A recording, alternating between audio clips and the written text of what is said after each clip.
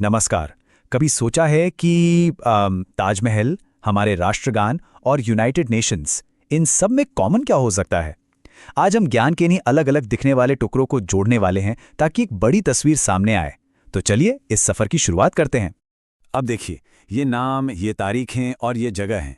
पहली नज़र में तो लगता है कि इनका आपस में कोई लेना देना ही नहीं है।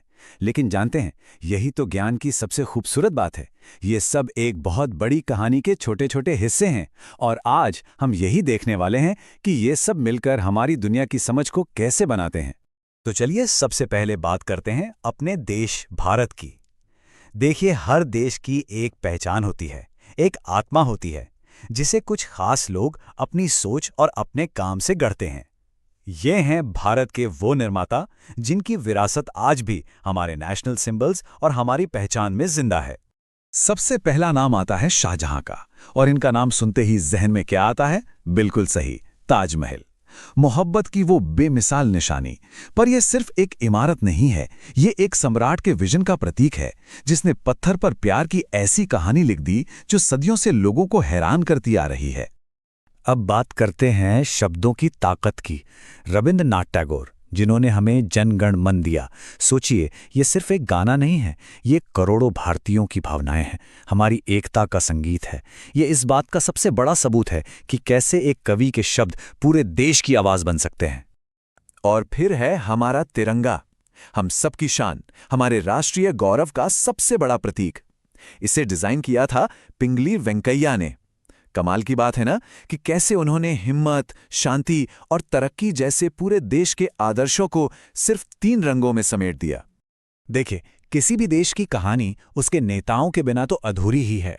भारत के सियासी सफर में इंदिरा गांधी जैसी शख्सियत ने देश की पहली महिला प्रधानमंत्री बनकर एक नया इतिहास रचा, तो वहीं आज नरेंद्र मोदी के नेतृत्व में देश एक नई दिशा में आगे बढ़ रहा है।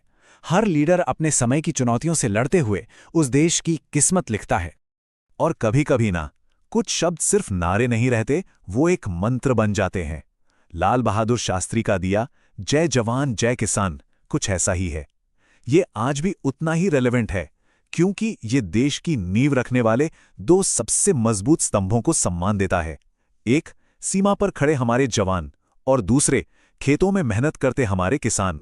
तो सवाल ये है कि ये सभी नेता, ये प्रतीक और ये आदर्श आखिर एक साथ बंधे कैसे हैं? इसका जवाब है भारत का संविधान। 26 जनवरी 1950 को लागू हुआ ये दस्तावेज सिर्फ कानूनों की किताब नहीं है, ये हमारे देश की आत्मा है। यही वो धागा है जो इन सभी अलग अलग मोतियों को एक माला में पिरोकर भारत की कहानी बनाता है। अच्छा, तो भारत की इस नींव को समझने के बाद चलिए अब थोड़ा जूम आउट करते हैं, अपना नजरिया थोड़ा और बड़ा करते हैं, क्योंकि हर देश उस बड़ी तस्वीर का हिस्सा है जिसे हम अपनी दुनिया और अपना ब्रह्मांड कहते हैं। हमारी पृथ्वी भी कमाल की जगह है। सोचिए, एक तरफ दुनिया की छत कहा जाने वाला माउंट एवरेस्ट है, तो दूसरी तरफ हजारों किलोमीटर तक फैला प्रशांत महासागर। और इसी विशाल ग्रह पर हमारा भारत भी है, जहां राजस्थान जैसे विशाल राज्य हैं और गंगा जैसी जीवन देने वाली पवित्र नदियां भी बहती हैं। हम जब रात को आसमान में देखते हैं तो हमारा सबसे करीबी साथी चंद्रमा नजर आता है। सदियों तक ये सिर्फ कवियों और दार्शनिकों के लिए एक सपना था। फिर आए नील आर्मस्ट्रॉन्ग, जिन्होंने उस सपने को सच कर दिखाया। उन्होंने चांद पर कदम रखकर पूरी मानवता के लिए एक ऐसी छलांग लगाई जिसने हमारी हदों को ब्रह्मांड तक फैला दिया। अब हम इतिहास के एक ऐसे मोड़ पर चलते हैं जब पूरी दुनिया ने मिलकर एक नई शुरुआत करने का फैसला किया था। ये वो पल था जिसने ग्लोबल कोऑपरेशन यानी वैश्विक सहयोग को एक नया मतलब दिया और हमारी आज की दुनिया की नींव रखी। 1945 ये सिर्फ एक साल नहीं है, बल्कि इतिहास का एक बहुत बड़ा टर्निंग पॉइंट है। इस एक साल में कुछ ऐसा हुआ था जिसने देशों के आपसी रिश्तों की परिभाषा को हमेशा के लिए बदलकर रख दिया। और वो घटना थी यूनाइटेड नेशंस ऑर्गेनाइजेशन यानी संयुक्त राष्ट्र संघ की स्थापना। दो वर्ल्ड वॉर की तबाही देखने के बाद 24 अक्टूबर 1945 को दुनिया के देश एक साथ आए ताकि भविष्य में शांति और सहयोग का एक नया रास्ता बनाया जा सके। ये इस उम्मीद का प्रतीक है कि बातचीत जंग से हमेशा बेहतर होती है।